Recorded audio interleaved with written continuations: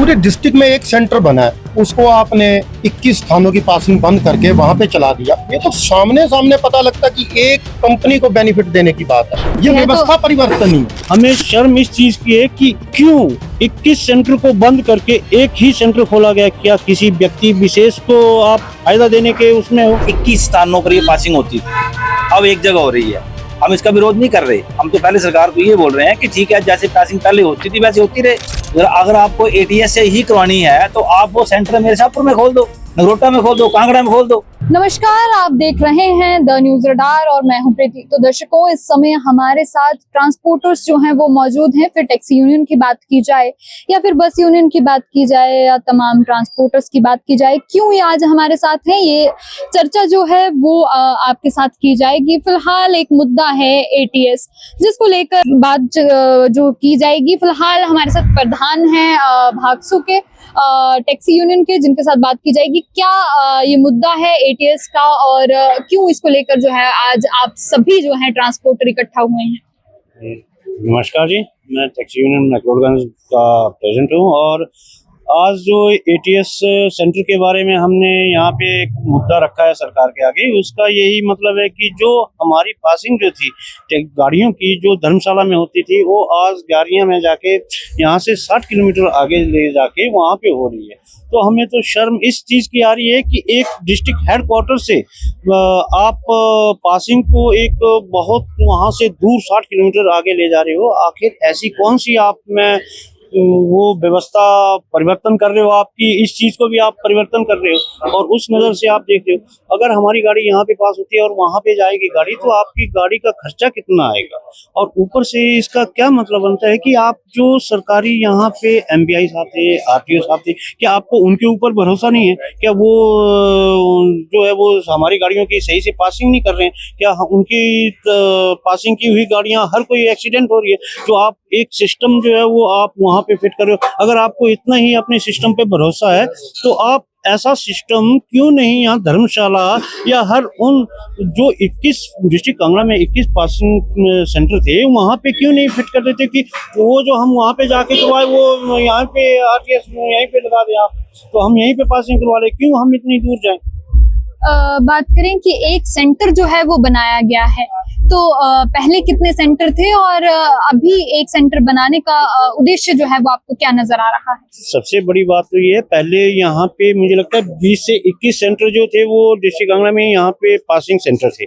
तो आज एक ही सेंटर उन्होंने चुना है वहाँ पे आपका देरा के पास ना जी। तो देखिए, हर चीज वो किस नजर से देखनी है, किस नजर से कौन देख रहा है, वो हमें लेना देना नहीं है। मगर हमें शर्म इस चीज की है कि क्यों 21 सेंटर को बंद करके एक ही सेंटर खोला गया। क्या किसी व्यक्ति विशेष को आप फायदा देने के उसमें हो?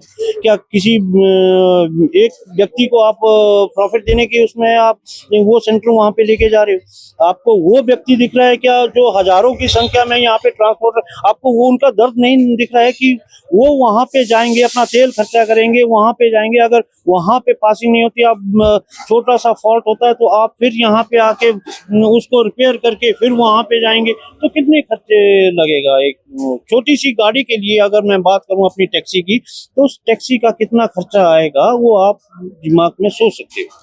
फिलहाल इससे हटके एक बात की जाएगी कि सुप्रीम सरकार कहती है व्यवस्था परिवर्तन, तो इसको देखकर आप क्या कहेंगे, किस तरीके का व्यवस्था? देखो जी, मैं सरकार के ना तो खिलाफ हूँ और ना तो मैं सरकार के पक्ष में हूँ। सबसे बड़ी बात है, हमें अपनी रोजी रोटी की है, तो चाहे सरकार सुक्कू की हो चाहे जिस मर्जी की हो, मगर जो सुविधा हमें पहले यहाँ पे मिलती थी, मैं चाहता हूँ कि वही सुविधा आज भी हमें यहीं पे मिले, हम उसी के पक्ष में हैं। अगर आपकी बात जो है वो नहीं मानी जाती है तो अगला कदम क्या रहेगा? देखो जी, आज हमने सब ट्रांसपोर्ट यहाँ पे इकट्ठे हुए हैं, ट्रांसपोर्टर इकट्ठा हुए हैं। हम तो एक टैक्सी वाले हैं, जो बड़े बड़े ट्रांसपोर्टर है, ट्रक यूनियंस है, आपका बस ऑपरेटर्स हैं, हर कोई यहाँ पे आज इकट्ठा होकर हमने यही सुनिश्चित किया है कि अगर हमारी बात नहीं मानी गई, हमारी बात पे गौर नहीं किया गया, तो हो सकता हमें जन आंदोलन भी करना पड़े, तो उससे भी हम गुरेज नहीं करेंगे। और सरकार को हम संदेश दे रहे हैं और अपील कर रहे हैं और रिक्वेस्ट कर रहे हैं कि प्लीज हमारी बात को भी सुनिए और हमारे से वार्तालाप करके इस विषय में काम कीजिए, तभी आपके लिए भी अच्छा है और हमारे लिए भी अच्छा है। अन्यथा हमें सड़कों पे उतरना पड़ेगा तो हम सड़कों पे भी उसमें उतरने को नहीं रोक पाएंगे। इसी के साथ बस यूनियन के प्रधान जो हैं वो भी हमारे साथ हैं, उनके साथ भी बातचीत जो है वो की जाएगी। एटीएस ये जो नोटिफिकेशन आती है और एकदम से इस तरीके का आपका इकट्ठा होना, क्या लगता है कि क्या मुद्दा जो है वो आपको यहाँ पर तंग कर रहा है? धन्यवाद आपका। ये जो एटीएस का जो नया फरमान आया है, ये बस ऑपरेटर्स के लिए ठीक है, सरकार अपनी तरफ से सुविधा दे रही है, लेकिन ये सुविधा ना होकर मैं तो ये कहूँगा कि ये असुविधा है। पहली बात तो ये है कि हमें 50 और 70 किलोमीटर के बीच में दूरी तय करके वहाँ पे जाना पड़ेगा। उसके बाद आप अगर जब बस की पासिंग कराने जा रहे हो, फिटनेस कराने जा रहे हो, तो उसमें स्वाभाविक है कि कोई ना कोई डिफेक्ट भी निकलेगा। अगर गाड़ी में कोई डिफेक्ट निकला तो उसको ठीक करवाने के लिए फिर हम यहीं वापस आएंगे, या गग्गर आएंगे, या ज्वाला जी जाएंगे, उतना ही सफर तय करेंगे, उतना खर्चा फिर हमारा आएगा। उसके अलावा जब हम यहाँ से जाएंगे तो टोल प्लाजा पड़ता है। अगर मेरी गाड़ी की पासिंग खत्म है तो उस टोल प्लाजा में ऑटोमेटिक ही मेरी गाड़ी का जो है चालान कट जाएगा। तो एक तो हमारे लिए ये सुविधा हो गई। इससे पहले 21 स्थानों पर ये पासिंग होती थी, अब एक जगह हो रही है। हम इसका विरोध नहीं कर रहे, हम तो पहले सरकार को ये बोल रहे हैं कि ठीक है, जैसे पासिंग पहले होती थी वैसे होती रहे। मैं शाहपुर से बिलोंग करता हूँ, मेरी पासिंग शाहपुर में हो। अगर आपको एटीएस से ही करवानी है तो आप वो सेंटर मेरे शाहपुर में खोल दो, नगरोटा में खोल दो, कांगड़ा में खोल दो, हमें उससे कोई दिक्कत नहीं है। लेकिन मेन बात यह है कि बस ऑपरेटर के ऊपर जो ये भार पड़ेगा, इसका कौन जिम्मेवार है? अगर मेरी गाड़ी जा रही है और मेरी गाड़ी के रास्ते में कोई मिसहैपनिंग हो जाती है, उसका जिम्मेवार कौन है? क्योंकि मेरी गाड़ी तो रूट के बाहर जा रही है। मेरा रूट अगर कांगड़ा टू पठानकोट है और मैं गाड़ी को पास कराने के लिए गालियां जा रहा हूँ, तो वो तो बिना रूट के मेरी गाड़ी जा रही है, उसके ऊपर उसका जिम्मेवार कौन है? तो आपके माध्यम से सरकार से मेरा ये निवेदन है कि जैसे पासिंग पहले हो रही थी वैसे होती रहे। अगर आपकी बात नहीं मानी जाती है तो अगला कदम क्या रहेगा? देखिए, आज हम सभी इकट्ठे हुए हैं, इसमें ऑटो वाले भी हैं, टैक्सीज वाले भी हैं, ट्रक ऑपरेटर्स भी हैं और बस ऑपरेटर्स भी हैं। हम आपके माध्यम से सरकार से निवेदन करते हैं कि अगर जैसे पासिंग हो रही है वैसे होती रहे। अगर ऐसे पासिंग नहीं होती है तो हम आंदोलन का रास्ता भी अपनाएंगे और जरूरत पड़ी तो हम न्यायालय भी जाएंगे। किस तरीके के एटीएस का नोटिफिकेशन आता है और क्या मेन कारण लगता है कि एक ही सेंटर जो है वो क्यों बनाया गया है? पूरे डिस्ट्रिक्ट में एक सेंटर बना है, उसको आपने 21 थानों की पासिंग बंद करके वहां पे चला दिया। ये तो सामने सामने पता लगता कि एक कंपनी को बेनिफिट देने की बात है, सिर्फ एक व्यक्ति विशेष को बेनिफिट देना है कि वहीं गाड़ियां जाएं। अब हमारे जिले में तकरीबन सब मिला के 6-7 हजार के करीब छोटी बड़ी गाड़ियां होंगी।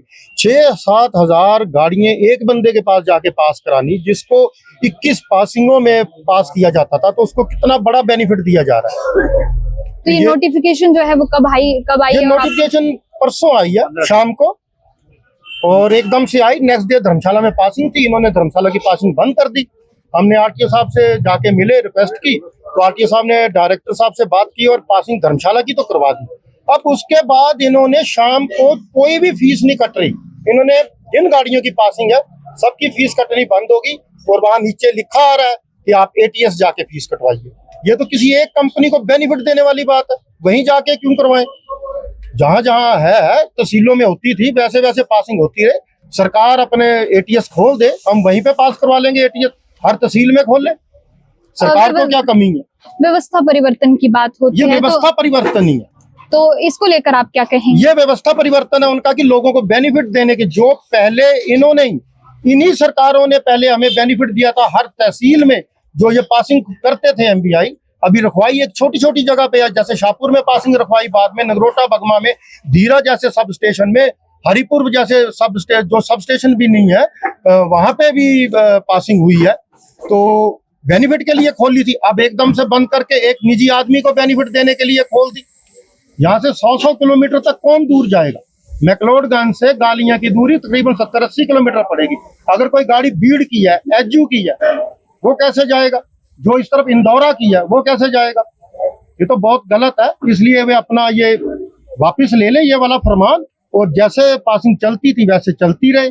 अगर ये फैसला जो है इस पर रोक नहीं लगती है और ऐसे ही चलता है, तब अगला कदम क्या रहेगा? अगला कदम यही होगा, यहाँ तो आंदोलन करेंगे, नहीं हुआ तो हम उच्चतम न्यायालय में इसका केस डालेंगे। ये तो एकल व्यापार देने वाली बात है कि एक व्यक्ति विशेष को। ठीक है, धन्यवाद। तो ट्रांसपोर्टर से बातचीत की गई, एटीएस का मुद्दा जो है वो नोटिफिकेशन जो निकली है, क्या कुछ उसमें रहा है, ट्रांसपोर्टर ने अपनी समस्या जो है यहाँ पर जाहिर की है। फिलहाल देखते रहे द न्यूज रडार। धर्मशाला से प्रीति की रिपोर्ट।